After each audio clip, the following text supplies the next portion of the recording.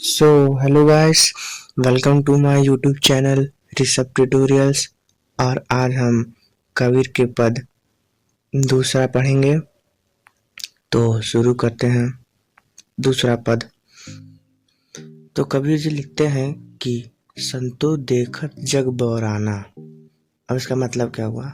कबीर जी कहते हैं कि हे संतो, हे सज्जनों, देखो ये जग पागल हो गया है, ये जग बौरा गया है, ये जग पागल हो गया है और ये जग बौरा गया है। संतों में सज्जनों, सच कहो तो मारन धावे, झूठ जग पतियाना। मतलब कि सच कहो तो इस दुनिया से तो ये मारने को दौड़ता है, और झूठ कहो तो विश्वास कर लेता है। कि सच कहो तो मारने को दौड़ता है और झूठ कहो तो विश्वास कर लेता है। नेमी देखा धर्मी देखा, प्रातः करे स्नाना। अब कबीर जी कह रहे हैं कि मैंने नियमी देखा है, जो नियम से चलते हैं, नियम कानून से चलते हैं। धर्मी देखा है, जो धर्म के पालन करते हैं।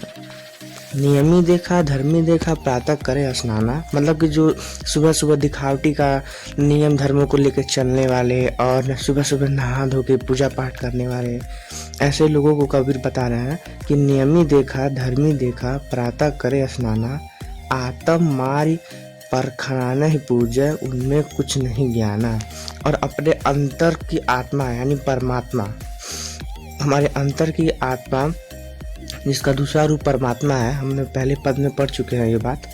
तो बता रहे हैं कि अपने अंदर की आत्मा को मारकर ये पत्थर को पूजते हैं, इनमें कोई भी ज्ञान नहीं है। ऐसे लोग अज्ञानी होते हैं जो अपने अंदर विराजमान भगवान स्वरूप आत्मा को तो पहचान नहीं पा रहे हैं और नियमित धर्मी हो सुबह सुबह नहा धोकर पूजा पाठ करने में लगे हुए हैं।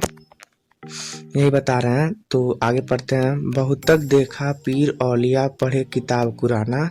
अब कबीर जी कह रहे हैं कि मैंने बहुत देखा है ऐसे पीर औलिया जो किताब कुराना पढ़ के ज्ञान बांटते फिरते हैं। कि मुरीद तक बीर बतावे, उनमें वह जो ज्ञाना। और वो अपने शिष्य को, जो उनके शिष्य होते हैं, उनको वही बताते हैं जो वो अपने किताब से पढ़े रहते हैं। वास्तविकता उन्हें भी नहीं पता कि वास्तविकता मतलब कि उन्हें भी नहीं पता। तो वही बता रहा है। आगे पढ़ते हैं। आसन मारे डिम धर बैठे, मन में बहुत गुमाना। मतलब कि आसन मारे डिम धर बैठे कि वो अब बैठे पूरा जैसे बोलते हैं बाबा रामदेव जैसे सब बैठते हैं, वैसे बैठकर और भगवान को प्रसन्न करने के लिए अब वो तप करते हैं और मन में बहुत सारा गुमान भरकर भगवान का जाप करते हैं। वही बोल रहे हैं, आसन मारे डिम धर बैठे, उनमें बहुत गुमाना। मतलब कि वो अलती पलती मार कर बैठे हुए हैं सब और भगवान का जाप कर रहे हैं कि भगवान को प्रसन्न करेंगे, और अंदर बहुत सारे गुमान लेके बैठे हुए हैं। तो यही बता रहे हैं कबीर जी कि मैंने ऐसे बहुत देखे हैं जो आसन मार कर बैठे होते हैं और भगवान का जाप करते रहते हैं, लेकिन मन में बहुत उनके अहंकार भरा होता है, गुमान भरा होता है। पीपर पाथर पूजन लागे, तीर्थ गर्भ भुलाना। और ऐसे ही पत्थर वगैरह सब पूछ कर, पेड़ पौधे पूछ कर ऐसे दिखाते हैं और अपने संसार से और भगवान को पाने के बहुत सारे ऐसे तरीके बताते हैं अपने भी अनुयायियों को। फिर टोपी पहिरे माला पहिरे, छाप तिलक अनुमाना। और कह रहे हैं ऐसे मैंने बहुत से लोग भी देखे हैं जो टोपी पहन लेते हैं, माला पहन लेते हैं, और जो नहीं होता है हम जैसे सभी धर्मों का, मैं किसी धर्म को चोट नहीं पहुंचाना चाहता हूँ पर बता रहा हूँ, जैसे सब धर्म के लोग जैसे होते हैं ना कि सबका अलग अलग सिंबल होता है, तो वैसे बता रहा है कि टोपी पहिरे माला पहिरे। मतलब टोपी पहन के और माला पहन के और अपने बाजू वगैरह पे बहुत सारे धर्म के छाप लगाकर, मतलब सिंबल लगाकर, छाप तिलक अनुमाना लगाकर घूमते हैं। फर्दर आगे देखते हैं। साखी शब्द गावत भूले, आत्म खबर न जाना। और ऐसे ही साखी शब्द जो कर गाते फिरते हैं, भजन कीर्तन गाते फिरते हैं और अपने अंदर आत्मा को ही भूल बैठे हैं। मतलब अपने भगवान का मुक्ति पाने के तरह तरह रास्ते खोज रहे हैं, पर अपने अंदर आत्मा को ही मार के बैठे हुए हैं, उसे नहीं पहचान रहे हैं और अपने अंदर की आत्मा का ही खबर नहीं जान रहे हैं। हिंदू कहे मुहि राम प्यारा, तुर्क कहे रहीमाना। अब यहाँ बात आती है कि हिंदू कहता है कि मुझे राम प्रिय है, और मुस्लिम कहता है कि मुझे रहीमान प्रिय है। मुझे भगवान जैसे बटा हुआ है, जैसे सब बांटे रहते हैं ना, कि वैसे तैसे करना नहीं चाहिए, लेकिन सब बांटे हुए हैं ना कि मुझे ये पसंद है, मुझे ये भगवान पसंद है, तुम्हारा तो वो है।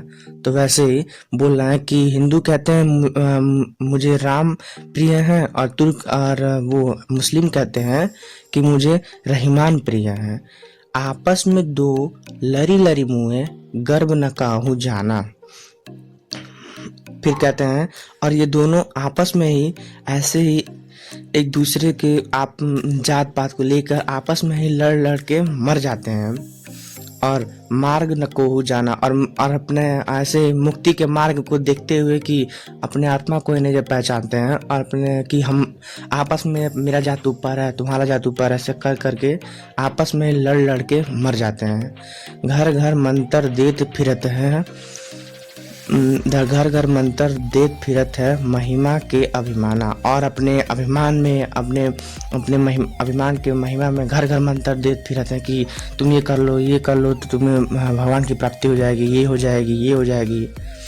अपने अनुयायियों को भी बताते फिरते हैं। गुरु के सहित सिख सब बूढ़े, अंतकाल पछताना। ऐसे ही सेम जब आज गुरु मंत्र देत फिरत है तो शिष्य देख रहा है, तो शिष्य जो गुरु है, गुरु के साथ साथ शिष्य भी ऐसे ही देते मंत्र बूढ़े हो जाते हैं, और अंत काल में उन्हें पछताना पड़ता है कि भगवान की प्राप्ति के हेतु जो गुरु कहा वो तो कर दिए, लेकिन ऐसे ही अंत, क्योंकि गुरु को ही जब ज्ञान नहीं है तो शिष्य को क्या सिखाएगा।